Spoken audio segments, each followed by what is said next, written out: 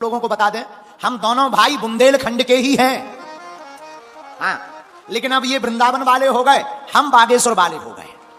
लेकिन एक बात और है, वृंदावन में भी वाह है और बागेश्वर में भी वाह है, राशि सेम ही है। वहां बांके बिहारी है तो यहां बालाजी है। ऐसे जो है आचार्य श्री आज कथा में आए हैं, निश्चित रूप से हमको अति प्रसन्नता पहुंची और हम भी कथा में गए थे। आज आपकी कथा विराम थी, आपको श्री आगे निकलना था, तो हमको खबर लगी तो हम भी कथा में गुड़ियारी में गए थे। अब आप पधार गए, खूब खूब व्यासपीठ से साधुवाद, इनको किसी की नजर ना लगे। विराजो। श्री राम जय राम जय जय राम। 26 की 27 तारीख को, क्षमा करना 26 तो कल ही है। आप भी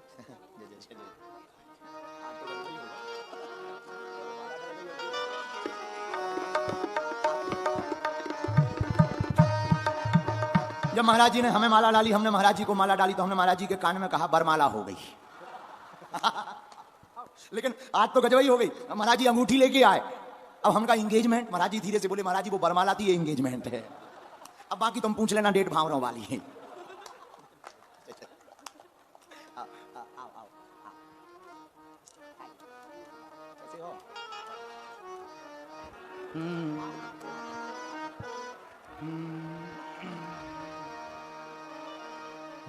लक्ष्मीनाथ समारंभां नाथयामुन मध्यमाम् अस्मदाचार्य पर्यन्तां वन्दे गुरु परम्पराम्।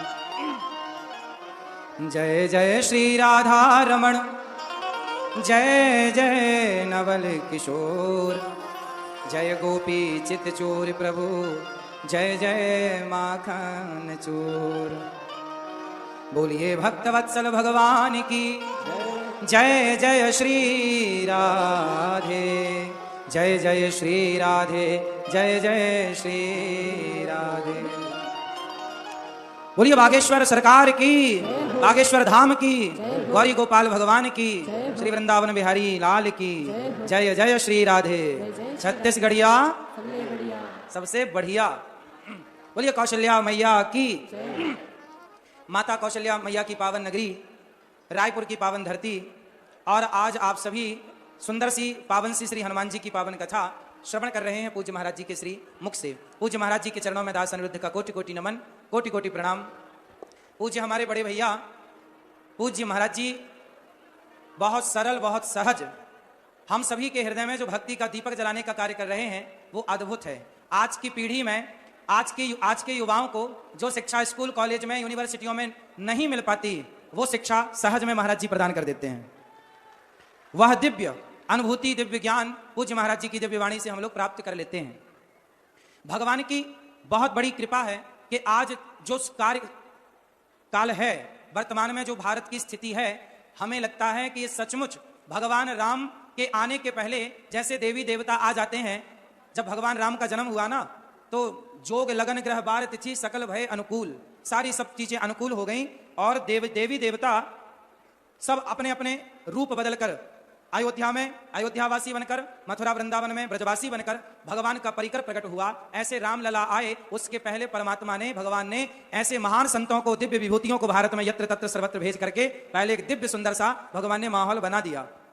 चारों ओर अब धर्म की ध्वजा लहरा रही है, चारों ओर सनातन संस्कृति सुंदर अपनी चरम सीमा में पहुंच गई है। और हम सभी इस बात से बहुत आह्लादित हैं, खुश हैं कि आज का यूथ, आज का नौजवान, हमारी माताएं, हमारी बहनें अपनी संस्कृति को जान रही हैं, पहचान रही हैं। एक छोटा सा काम आप सबको करना चाहिए, अपने बच्चों को पोयम की जगह गीता के श्लोक और रामचरितमानस की कुछ चौपाइयां बच्चों को याद करानी चाहिए। आप सबको अपने माथे पर तिलक लगाना चाहिए, आप सबको अपने माथे पर तिलक लगाना चाहिए। मुसलमान टोपी लगाते हैं कि नहीं? उन्हें कोई शर्म है टोपी लगाने में? जब मुसलमान भाइयों को टोपी लगाने में कोई लाज शर्म नहीं, तो हम सनातनियों को भी माथे पर तिलक लगाने में और धोती कुर्ता पहनने में कोई लाज नहीं आनी चाहिए। हम सभी को अपनी संस्कृति, धरा ये जिस पर घूम रही, हम उसी केंद्र के बिंदु हैं, गर्व से कहो हम हिंदू हैं, हम हिंदू हैं, हम सनातनी हैं। हम ऐसे सनातनी हैं जो, देखिए, हिंदू सनातन संस्कृति श्रेष्ठ क्यों? कोई आपसे सवाल करे कि भारत में अनेक मजहब और पंथ हैं, उसमें हमारा धर्म सनातन धर्म भी है। धर्म तो सनातन ही है, बाकी तो सब मजहब और पंथ हैं, पर सबसे श्रेष्ठ कौन है? यदि कहा जाए कि सनातन संस्कृति श्रेष्ठ क्यों है और दूसरे श्रेष्ठ क्यों नहीं है? वो तो अपने को श्रेष्ठ मानते हैं। हिंदू कहता है हम श्रेष्ठ हैं, अन्य मजहबी कहता है हम श्रेष्ठ हैं, अन्य पंथी कहता है हम श्रेष्ठ हैं। अब डिसीजन कौन ले कि श्रेष्ठ कौन है? आओ इस पर विचार कर लेते हैं कि श्रेष्ठ कौन है। अच्छा बताओ, प्राण लेने वाला बड़ा होता है या जीवन दान देने वाला बड़ा होता है? जीवन दान। हाँ, हमारे यहां त्योहार आते हैं, दीपावली, होली, दशहरा। बताओ, होली आती है तो क्या किसी की हत्या होती है? जोर से। दीपावली आती है, किसी की हत्या होती है? दीपावली आती है, दीप जलाकर मिठाई बांटकर उत्सव मनाया जाता है। होली आती है, रंग गुलाल लगाकर उत्सव मनाया जाता है। दशहरा आता है तो प्रभु राम का दर्शन करके दशहरा मनाया जाता है। हमारे सारे त्योहार आते हैं, लड्डू बांटकर खुशियां मनाई जाती हैं। क्या मजाल के किसी बकरे की गर्दन पर तलवार चल जाए? क्या मजाल के किसी की हत्या हो जाए? लेकिन हिंदू संस्कृति, भारतीय संस्कृति, सनातन संस्कृति के अतिरिक्त और जो है, वो लोग जब अपना त्योहार मनाते हैं तो नालियों में खून की नदियां बह जाती हैं। अब आप ही बताइए कि उत्सव, खुशी किसी की जान लेकर मनाए या माथे पर तिलक लगा करके मनाए? इसलिए होली आती है तो गुलाल लगाया जाता है, लेकिन किसी की हत्या। हमारा धर्म श्रेष्ठ क्यों है? कोई आपसे प्रश्न करे तो कह देना, क्योंकि पूरी दुनिया में केवल हिंदू ऐसा है जो अहिंसा की बात करता है। अहिंसा ही परमो धर्म, अहिंसा ही परमो धर्म। ये अहिंसा की बात करने वाला पूरी दुनिया में कोई है तो सनातन धर्म में ही अहिंसा की बात होती है। इस धरती पर आप बताइए, हमारे पूज्य महाराज जी सनातन की देश विदेश में जा जाकर के सेवा कर रहे हैं।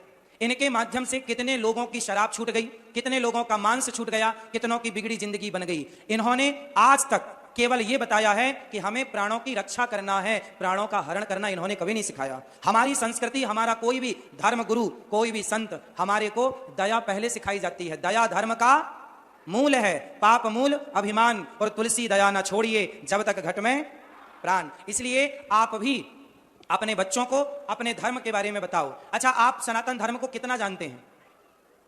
आज सबसे बड़ी विडंबना यह है कि हम लोग अपनी संस्कृति को समझना नहीं चाहते, अपने धर्म को समझते नहीं है। अच्छा बताओ, कर्म बड़ा है या धर्म बड़ा है? जोर से। कर्म बड़ा है। कितने लोग इस बात का समर्थन करेंगे कि कर्म बड़ा है? बहुत लोग कह रहे हैं कर्म बड़ा है। चलो, अब धर्म बड़ा है, कितने लोग मानेंगे? ठीक है, बहुत लोग हैं जो धर्म को बड़ा मान रहे हैं, पर कुछ लोग हैं जो कर्म को भी बड़ा मानते हैं। अच्छा, कर्म, यदि आप कहते हैं जी कर्म बड़ा है, क्योंकि आपने ट्रक के पीछे लिखा तो पढ़ा होगा कर्म ही पूजा है, और ये बात ट्रकों के पीछे लिखी रहती है, क्योंकि अधूरा है ना, कर्म ही पूजा है, ये सेंटेंस अधूरा है। पूरा करेंगे कैसे? देखो, कर्म, अब कसाई गाय काटता है, बकरा काटता है, तो आप कहोगी जी कर्म पूजा है, तो क्या कसाई का गाय काटना पूजा है? शराबी शराब पी रहा है, पूछो क्या कर रहे हो? बोलो हम तो अपना कर्म कर रहे हैं। तो क्या शराब पीना ये कर्म सही है, श्रेष्ठ है? कर्म ही पूजा है। ये बात अधूरी है। समाज में कुछ चीजें अधूरी चल रही हैं, उन्हें आपको पूरा करना है सत्संग से, ऐसे महान विभूतियों की संगति से। कर्म ही पूजा है ना। कब पूजा बनेगा? क्या शराबी का शराब पीना ये कर्म पूजा है? क्या कसाई का मांस काटना, गाय काटना, क्या ये कर्म पूजा है? कर्म बड़ा तब बनेगा जब वो धर्म से जुड़ेगा। इसलिए वो कर्म श्रेष्ठ है जो धर्म युक्त है। धर्म कितने प्रकार का होता है? धर्म कितने प्रकार का है? 4 प्रकार का। एक सामान्य धर्म, एक विशेष धर्म, एक सामान्यतर धर्म, एक विशेषतम धर्म। एक सामान्य धर्म, एक विशेष धर्म, एक विशेषतर और एक विशेषतम। 4 धर्म है। चारों की प्रतिमूर्ति राम, लक्ष्मण, भरत, शत्रुघ्न है। ये विषय आप समझो, लेकिन एक चीज समझाता हूं जिससे आप समझ जाएंगे पूरा। अच्छा बताओ, कर्म 2 प्रकार के होते हैं, धर्म 4 प्रकार का, और कर्म होते तो 3 प्रकार के हैं। कर्म, एक कर्म होता है जो हम कर रहे हैं, जिसे कहते हैं कर्म, अच्छा कर्म, बुरा कर्म। कर्म कितने प्रकार का है? होते तो 3 प्रकार के हैं, पर उस 3 में ना जाकर 2 प्रकार के समझेंगे। प्रारब्ध एक होता है, क्रियमाण होता है और संचित होता है। ये 3 प्रकार के कर्म हैं, पर इनमें ना जाकर सरल भाषा में समझो। कर्म 2 प्रकार का होता है, एक अच्छा कर्म और एक बुरा कर्म। अब अच्छा कर्म क्या है और बुरा कर्म क्या है, ये दोनों में अंतर कौन बताएगा? बताओ, ये अच्छा है और ये बुरा है, ये कौन बताएगा? हाँ, ये कौन बताएगा? धर्म। ये कौन बताएगा? इसके लिए आपके भीतर धर्म का होना आवश्यक है। जिसके भीतर धर्म है वो जान लेगा कि ये कर्म करने योग्य है और ये कर्म करने योग्य। शराब पीना, क्या ये कर्म करने योग्य है? हत्या करना, क्या ये कर्म करने योग्य है?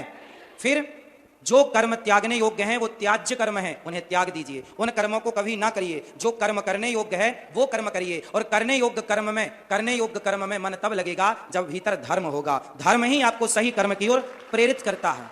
इसलिए अपने कर्म को सुधारना चाहते हो, आप झूठ बोलते हैं या नहीं? हाँ या ना?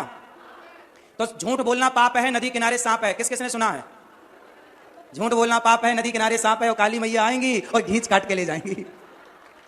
तो झूठ बोलना, लेकिन आप जानते हैं पर मानते नहीं हैं, क्योंकि आप कर्म तो कर रहे हैं, धर्म का ज्ञान नहीं है, इसलिए वो कर्म कर रहे हैं जो कर्म आपको नरक ले जाएंगे। धर्म आपको नरक नहीं जाने देगा, धर्म आपको कभी गलत राह पर जाने ही नहीं देगा। बार बार धर्म आपको कहेगा भाई ये गलत है, सही राह पर आ जा, सही राह पर आ जा, सही राह पर आ जा। इसलिए भीतर धर्म का होना आवश्यक है। धर्म ही वो चीज है, वो वस्तु है जो इंसान को इंसान। राम के पास क्या था? उत्तर दो। और रावण के पास क्या नहीं था? रावण के पास धर्म था। रावण के पास धर्म होता तो सीता मैया को क्यों चुराता? रावण के पास धर्म। अब आप कहते हो कर्म बड़ा है, कर्म ही पूजा, तो रावण ने सीता मैया को चुराया तो कर्म ही तो किया था, क्या यह कर्म पूजा है? रावण कर्म तो करता था पर उसे धर्म का ज्ञान था, लेकिन वो मानता नहीं था। पंडित था ना बहुत बड़ा, उसे क्या ज्ञान नहीं था? हम उसे मूर्ख नहीं कह सकते, ज्ञानी तो था पर मानता नहीं था। तो जो ज्ञानी है पर माने ना, उस ज्ञान का करोगे क्या? रावण के पास ज्ञान था पर वो ज्ञान को चरितार्थ नहीं करता था। अच्छा, राम के पास क्या था? धर्म। और रावण के पास क्या नहीं था? इसलिए रावण के पुतले जलाए जाते हैं और राम के मंदिर बनाए जाते हैं, क्योंकि राम के पास रामो विग्रहवान धर्म। रावण के पास था भरा सोना खचा खचलंक की दीवार में, एक रत्ती नहीं मिला रावण को मरती वार में। जाने ना देना धर्म, करना लोभ मत धन धाम का, और धर्म ही जाता रहा तो धन रहा किस काम का। यदि आपका धर्म चला गया, आपसे प्रश्न है, आपका धर्म चला गया तो आपके पास बचा क्या? इसलिए धर्म मत जाने दो। आप यदि मांस खाते हैं तो आप किसी की हत्या का पाप माथे पर ले रहे हैं, क्या यह धर्म है? अरे पाकिस्तानी मांस खाएं तो चलता है, पाकिस्तानी गाय काट ही रहे हैं, बकरा काट ही रहे हैं, लेकिन हम सनातनी, हमसे तो उम्मीद ये नहीं है। जब वशिष्ठ जी भरत जी से बोले, ऐ भरत तुम राजा बन जाओ, तुम्हारे भैया अयोध्या से वनवास चले गए हैं, अब तुम राजा बन जाओ। भरत जी बोले, गुरु जी यदि मैं राजा बना तो ये पृथ्वी रसातल में चली जाएगी। वशिष्ठ जी बोले कि रावण जैसे दुष्ट हैं उनके पाप से पृथ्वी रसातल में नहीं गई, हिरण्याक्ष हिरण्यकश्यप जैसे दुष्ट हैं उनके पाप से पृथ्वी रसातल में नहीं गई। भरत तुम्हारे जैसा धर्मात्मा राजा बनेगा तो पृथ्वी रसातल में क्यों चली जाएगी? भरत जी बोले, इस पृथ्वी को धर्म की उम्मीद रावण हिरण्याक्ष हिरण्यकश्यप से नहीं है, इस धरती को उम्मीद धर्म की हम जैसे भरत लोगों से है। यदि हम जैसे लोग अपने भाई को वनवास भेज के भाई की संपत्ति पर कब्जा करेंगे तो ये पृथ्वी किसके बल पर जिएगी, किसके बल पर टिकेगी? इसलिए जमाना झूठ बोले तो बोले, जमाना मांस खाए तो खाए, जमाना शराब पिए तो पिए, चूल्हे में जाए। आप तो सत्संगी हो, आप तो सत्संगी हो। यदि आप 3 घंटे कथा सुने, आप घर में राम राम जपे और आप भी यदि मांस खाए, शराब पिए, तो बताओ धर्म कहां जाएगा? धर्म कम शरणम गता, धर्म किसकी शरण में जाएगा, कहां जाएगा? अरे धर्म टिका है। माना कि दुनिया में, भारत में 99 लोग बेईमान हैं, पर जो 1% अच्छे लोग हैं ना, ये धरती रायपुर में लाखों की आबादी होगी, लेकिन लाखों की आबादी के बल पर धर्म नहीं टिका। आप जैसे कुछ अच्छे सज्जन लोगों के बल पर यह धर्म टिका है, जो 7:30 बजे भी कथा सुनने के लिए खड़े हैं, अपना घर का काम धाम छोड़कर कथा के लिए खड़े हैं, धर्म के लिए खड़े हैं। ये धरती में धर्म टिका है तो कुछ आप जैसे अच्छे सच्चे लोगों के बल पर टिका है। इसलिए जमाना बेईमान हो तो हो जाए, जमाना बेईमान होए तो हम तो ना हो, हम जैसों के बल पर यह धरती टिकी है। इसलिए धर्म कहता है राम की जीत नहीं है, धर्म की जीत है। इसलिए राम को धर्म की मूर्ति, और जिस राम को हम मानते हैं उस राम को मानने वाले हम, अपना प्राण जाएगा तो जाएगा, प्राण तो फिर आ जाएगा, पर धर्म जाएगा तो नहीं आएगा। इसलिए प्राण जाए पर वचन मीन्स धर्म, प्राण जाए पर धर्म न जाए। इसलिए आज मुझे पक्का वादा करो, पूज्य महाराज जी इतनी सुंदर कथा सुना रहे हैं, आप किसी भी परिस्थिति में कोशिश करो कि झूठ नहीं बोलेंगे। किसी भी परिस्थिति में भूखे मरेंगे तो मरेंगे, पर मांस नहीं खाएंगे। आप मांस तो वैसे भी नहीं खाते होंगे, फिर भी मत खाइएगा। खाता भी कोई हो तो मांस नहीं। शराब लोग पिए तो पिए, आप मत पीजिएगा, क्योंकि जिम्मेदारी किसकी है? आपकी। क्योंकि धर्म को लेकर चलने वाले कौन हैं? आप। इसलिए आपकी ज्यादा जिम्मेदारी है। तो जिम्मेदार बनेंगे ना? यदि आप जिम्मेदार बनेंगे तब फिर और मजा आएगा ये कहने में कि छत्तीसगढ़िया जब सबसे बढ़िया और बन जाओगे, मांसाहार, शराब बिकनी ही नहीं चाहिए छत्तीसगढ़ में, मांस बिकना ही नहीं चाहिए छत्तीसगढ़ में। तब और मजा आएगा ये कहने में कि छत्तीसगढ़िया। तो आप कितने लोग बात से सहमत हैं कि प्राण जाए पर राम के पास क्या था और रावण के पास क्या नहीं था? हाँ, तो आपके पास क्या होगा? पैसा कम है चलेगा, पैसा तो बादशाह के पास भी बहुत होता है, पर धर्म नहीं होता। लेकिन घास की झोपड़ी में एक पतिव्रता नारी, जिसके पास खाने को रोटी ना हो, पर वो फटी साड़ी पर हो, पर वो पतिव्रता नारी ऐसी है, माता अनुसुईया झोपड़ी में रहती थी, पर ऐसी थी कि वो ब्रह्मा विष्णु महेश को बच्चा बना करके अपना दूध पिलाया। ये है धर्म। यदि आप धर्म के राह पर हैं तो ब्रह्मा विष्णु महेश भी बच्चा बन के दूध पीते हैं माता अनुसुईया का। और यदि आप धर्म के रास्ते से खिसक गए तो सोने की लंका में भी आग लग जाएगी। इसलिए जाने ना देना धर्म, करना लोभ मत धन धाम का, और धर्म ही जाता रहा तो धन रहा किस काम का। हमारे महाराज जी देखो, दिन भर आपकी सेवा करते हैं, सुबह जागते से लेकर 12 बज जाता है सोने में। कब खाते हैं, कब पीते हैं, कब ना, कोई अपने लिए, इनकी जिंदगी अपने लिए नहीं है, इनका अपना कोई सुख नहीं है। संतों का अपना कोई सुख नहीं होता, समाज का सुख ही संतों का सुख होता है। आपसे मिलना, दरबार लगाकर आपकी बातें सुनना, आपकी बातें सुन करके आपको समाधान देना, आपके लिए ही संत जीता है। इनके अपने कोई सुख नहीं है। आप तो कितने बढ़िया कपड़े पहनते हो महाराज जी, देखो बिल्कुल सिंपल सादे कपड़े पहनते हैं। आपकी जिंदगी लग्जरी है, महाराज जी की जिंदगी सादी है, वो सिंपल जीवन है। भक्त ने कहा हमें मिलना है, ठीक है मिल लो। आपकी इच्छाओं के लिए संतों ने बलिदान दिए हैं, आपकी खुशियों के लिए कि हमारा भारत, हमारी संस्कृति, अखंड भारत का सपना, हिंदू राष्ट्र का सपना देखते हो ना, तो हिंदू राष्ट्र का सपना तब साकार होगा, तब साकार होगा जब आपका बच्चा, कोई संत, अभी कोई संत जाता है ना तो आप अपने बच्चे से बोलते बेटा पोयम सुना, पोयम पोयम ना, तब हिंदू राष्ट्र बनेगा जब कोई आपके घर आए और आप अपने बच्चे को कहो, फूफा जी आए, मौसा जी आए, दादी आई, मामी आई, चाची आई, तो आप अपने बच्चे से कहो बेटा चलो दादी को, नानी को, चाची को भगवत गीता के 5 श्लोक सुनाओ चलो।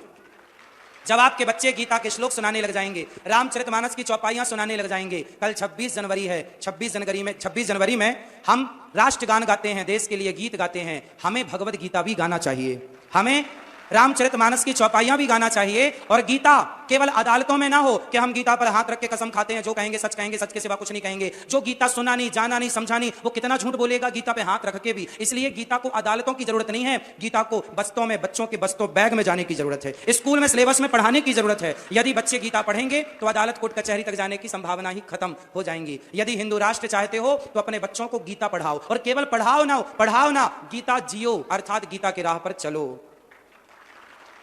रामचरितमानस के राह पर चलो, प्रभु राम के राह पर चलो। ऐसे आप सभी महान भक्तों को, आप सभी भक्त हैं ना, 7:30 बजे भी आप लोग देखिए यहाँ कथा सुनने के लिए आए। आप जैसे महान भक्तों की चरण धूलि उठाकर ये दास अनिरुद्ध अपने माथे पर लगाता है, आप सबको बारंबार प्रणाम करता है। सबको जय श्रीमन्नारायण, जय श्री कृष्णा। समय बहुत लिया है, पूज्य महाराज जी के चरणों में बारंबार प्रणाम। आपकी चरण रज माथे से लगाता हुआ ये दास अपने आप को कृतार्थ करता है। सबको जय श्रीमन्नारायण, जय श्री कृष्णा, राधे राधे। पूज्य बागेश्वर धाम सरकार की, बागेश्वर धाम सरकार की, बालाजी सरकार की, पूज्य श्री धीरेन्द्र जी महाराज की, धीरेन्द्र कृष्ण शास्त्री जी महाराज की। महाराज जी को बारंबार प्रणाम, आपकी चरण रज को प्रणाम, और आपको निमंत्रण गौरी गोपाल आने का। कब आएंगे? शीघ्र। कब आएंगे? बस आएगा, वचन दे दें तो मुझे मजा आए, इसलिए अब जब भी वृंदावन आएंगे गौरी गोपाल। वाह, महाराज जी वादा किए हैं, अब जो वादा किया वो निभाना पड़ेगा। अब महाराज जी ने बोला है कि जब वृंदावन आएंगे तो गौरी गोपाल जरूर आएंगे। आपके श्री चरणों में आपकी सुंदर सी मुस्कान बनी रहे, और पूज्य महाराज जी को किसी की नजर, आप यूं ही सदा खुश रहो, ये दुआ है हमारी। राधे राधे। आप सभी को बारंबार नमन। राधे।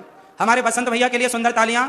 बसंत अग्रवाल जी, इन्होंने बहुत सुंदर आयोजन, देखिए एक तरफ हमारे भैया कृष्णा भैया हैं जिन्होंने रायपुर को वृंदावन बना दिया, और एक हमारे बसंत भैया हैं जिन्होंने रायपुर को अयोध्या जी बना दिया। एक तरफ वृंदावन, एक तरफ अयोध्या जी, एक तरफ हनुमान जी की कथा, प्रभु राम की कथा, और एक तरफ भगवान श्री कृष्ण की कथा। आप लोग भले अयोध्या जी नहीं गए, लेकिन अयोध्या वृंदावन दोनों रायपुर आ गए। जय हो। श्री सीताराम भगवान की, बागेश्वर हनुमान जी महाराज की, गौरी गोपाल धाम की, बांके बिहारी लाल की, श्री गौरी गोपाल भगवान की। हम सबको आप निकल जाएंगे, महाराज जी जाएंगे सीधा वृंदावन। उड़ीसा। पूज्य महाराज जी यहां से उड़ीसा की यात्रा करेंगे और कम शब्दों में गागर में सागर भर दिया और धर्म के मर्म को हम सबको बता दिया। ऐसे आचार्य श्री अनिरुद्धाचार्य जी महाराज श्रीधाम वृंदावन के आज हम सबके भाग्य हैं कि हम लोगों को वृंदावन ठाकुर बांके बिहारी के दर्शन ब्रजवासी के रूप में यहीं पर हो गए। श्री राम श्री राम जय राम। इस प्रकार जो धर्म के मर्म को जानता है उसी के हृदय में भाई प्रगट कृपाला दीन दयाला कौशल्या के कृपाला दीन दयाला कौशल्या के हर सीता महाकारी मुनि मनहारी सीता महाकारी मुनि मनहारी अद्भुत रूप विचारी। हाँ अद्भुत रूप विचारी।